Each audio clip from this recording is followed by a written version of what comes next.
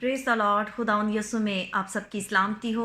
मैं evangelist Ruth Sudhakar और आज का मेरा जो टॉपिक है वो यीशु मसीह की वालदा के किरदार पर है। और ख़ास तौर पर ये पैगाम जो है वो मेरी मसीही बहनों के लिए है, माँओं के लिए है, बहनों के लिए, बेटियों के लिए है। और मैंने ज़रूरी समझा कि क्रिसमस के मौका पर जो है क्रिसमस के दिन चल रहे हैं, तो मैं इस मौका पर आपके साथ इस टॉपिक को शेयर कर सकूं। और आज हम बात करेंगे यीशु मसीह की वालदा के किरदार के बारे में।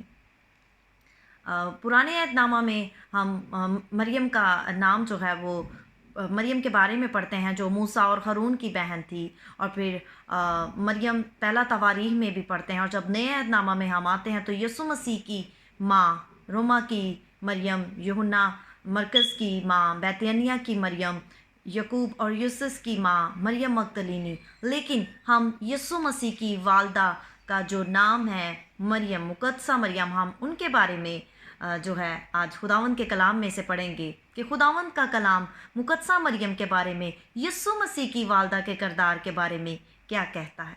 मुकद्दसा मरियम यहूदा के कबीले और दाऊद के घराने से थी और खुदावंद खुदा ने उसे पाक और पाक दामन कवारी को जो है वो चुना। और जब हम लूका उसका पहला बाब और उसकी 38 वर्स में 38वीं आयत में जब हम पढ़ते हैं तो वहाँ पर एक आयत है, वहाँ पर लिखा है, देख मैं खुदावंद की बंदी हूँ।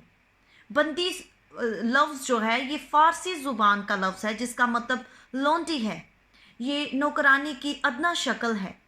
और खुदावंद खुदा को मालिक और आका के रूप में देखती है। जब उसे बेटे की नवीद दी गई तो वो बहुत हैरान हुई। बेशक वो जो है वो इन सारी बातों को नहीं समझती थी, तो भी उसने अपने आप को जो है वो खुदावंद के हैंड ओवर कर दिया, खुदावंद के ताबिया कर दिया, खुदावंद के सामने पेश कर दिया और कहा, देख मैं खुदावंद की बंदी हूँ और मेरे लिए तेरे कौल के मुआफिक हो। और जब जिब्राइल फरिश्ता ने मुकद्दसा मरियम के पास अंदर आकर कहा, सलाम तुझको जिस पर फजल हुआ, खुदावंद तेरे साथ है। पलूस रसूल जो नए अहदनामा में जिनका हम जिक्र पढ़ते हैं, पलूस रसूल इस बेत को उस वक्त जाना जब वो कमज़ोर था और उसने खुदा के फजल को कसरत से काम करने दिया। पलूस रसूल ने इस फजल की और ज़्यादा अहमियत को उस वक्त जाना, क्योंकि खुदावंद का फजल जो है, खुदावंद की कुदरत जो है वो कमज़ोरी में जो है वो पूरी होती है। बस वो बड़ी खुशी से अपनी कमज़ोरी पर फख्र करता है ताकि मसीह की कुदरत जो है वो उस पर छाई रहे।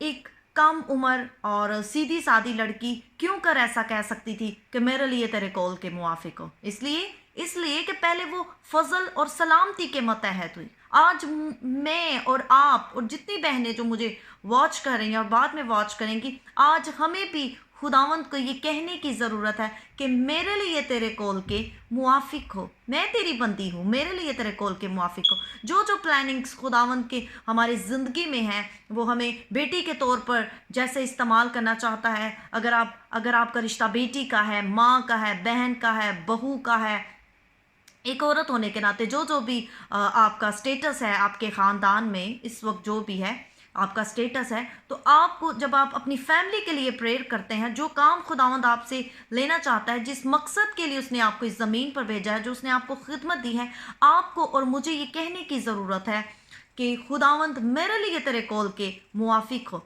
जैसे उसने जो है वो अपने आप को खुदावंद के सुपुर्द कर दिया, उसके सामने पेश कर दिया और उसने कहा कि देख मैं खुदावंद की बंदी हूँ, मेरे लिए तेरे कौल के मुआफिक हो। जैसी खुदावंद की पाक मर्जी है वो हमारी ज़िंदगी में पूरी हो, हमें भी आज ये कहने की ज़रूरत है। और फिर जब हम लूक का उसका पहला बाब उसकी फर्स्ट चैप्टर उसकी 48 वर्ड्स में पढ़ते हैं तो लिखा है कि देख अब से लेकर हर ज़माना के लोग मुझको मुबारक कहेंगे।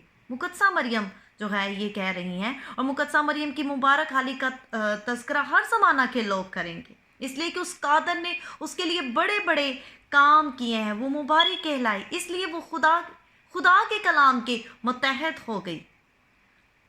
उसने अपने आप को खुदावंद की बंदी कहा, उस पर फजल हुआ, वो सलामती में लाई गई, खुदावंद उसके साथ था और रूह कुद्स की कुदरत ने उस पर साया डाला। हालेलुया। और लोगों ने उसको मुबारक कहा, अलिशबा ने उसको मुबारक कहा, एक औरत ने उसको मुबारक कहा, और हर ज़माना के लोग जो हैं वो मुकद्दसा मरियम को, यस्सु की वालदा को मुबारक कहते हैं। वो ईमान वाली औरत थी।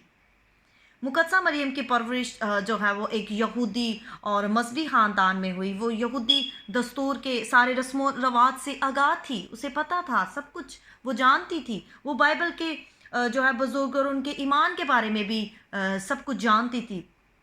इवन कि वो हन्ना की जो पर्सनैलिटी है उसकी शख्सियत से भी जो है वो वाकिफ़ थी, वो बड़ी मुतासिर थी। इसलिए उसने जो है गीत में हन्ना जैसी जो है वो हम कह सकते हैं कि शिगिस्तगी जो पाई जाती है। जब हम लूका उसका फर्स्ट चैप्टर जी यस फर्स्ट चैप्टर जब हम उसका पढ़ते हैं, लूक फर्स्ट चैप्टर जब उसका पढ़ते हैं, तो वहाँ पर 46 वर्स से शुरू होता है। मरियम हम्द का गीत गाती है।